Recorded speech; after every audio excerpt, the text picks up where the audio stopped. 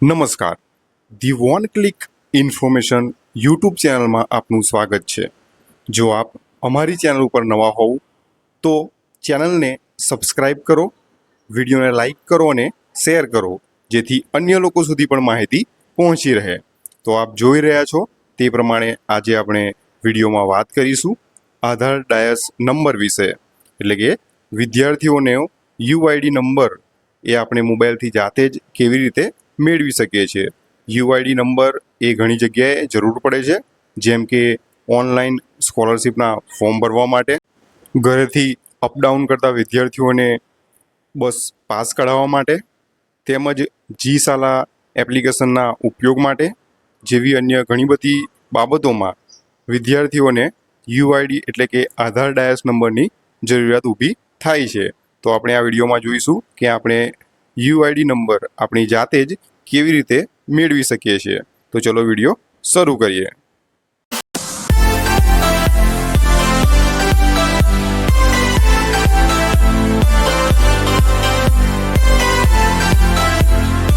તો સૌપ્રથમ આપણે આપણું બ્રાઉઝર ઓપન કરી સર્ચ બારની અંદર SSA ગુજરાત સર્ચ કરી લઈશું। સર્ચ કર્યા બાદ આ મુજબ આપણને જોવા મળશે, જેમાં ઉપરોક્ત જોવા મળતી વેબસાઇટ SSA ગુજરાત તેના ઉપર ક્લિક કરી અને આગળ વધીશું। ત્યારબાદ આ મુજબ આપણને ડેશબોર્ડ જોવા મળશે, જેમાં ઘણી બધી સુવિધાઓ આપણે અહીંયા જોઈ શકીએ છીએ, પરંતુ આપણે યુઆઈડી એટલે કે આધાર ડાયસ નંબર માટે આપ જોઈ શકો છો તે પ્રમાણે આધાર ડાયસ ચાઇલ્ડ ટ્રેકિંગ સિસ્ટમ લખેલું છે, તેના ઉપર ક્લિક કરી અને આગળ વધવાનું રહેશે। ત્યારબાદ આ મુજબ આપણને જોવા મળશે, જેમાં આપ અહીંયા જોઈ શકો છો કનું યુઆર સ્ટુડન્ટ આઈડી, એટલે અહીંયાથી તમારું સ્ટુડન્ટ આઈડી તમે અહીંયાથી જાણી શકો છો। તે ટોટલ 3 રીતે આપણે જાણી શકીએ છીએ।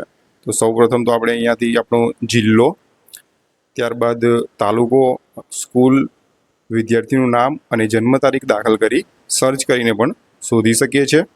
ત્યારબાદ અહીંયા નીચે આપ જોઈ શકો છો વિદ્યાર્થીનું નામ, પિતાનું નામ, માતાનું નામ અને સરનેમ, એટલે કે એના 3 અક્ષર દાખલ કરી અહીંયાથી પણ તમે શોધી શકો છો। અને સૌથી સરળ રીત છે જે આપ આધાર કાર્ડ નંબરથી વિદ્યાર્થીઓનો આધાર ડાયસ નંબર શોધી શકો છો, જે આપ નીચે જોઈ શકશો। તો આપણે અહીંયા આધાર નંબર દાખલ કરવાનો રહેશે। આપ અહીંયા જોઈ શકો છો, અહીંયા વિદ્યાર્થીઓનો આધાર નંબર દાખલ કરી સર્ચ લખેલું છે, તેના ઉપર ક્લિક કરશો, જેથી વિદ્યાર્થીઓનો યુઆઈડી નંબર અહીંયા આપ જોઈ શકો છો। જો આધાર નંબર દાખલ કર્યા બાદ પણ યુઆઈડી એટલે કે આધાર ડાયસ નંબર ન બતાવે તો આપ ઉપરોક્ત 2 રીત છે તેના મુજબ પણ શોધી શકો છો।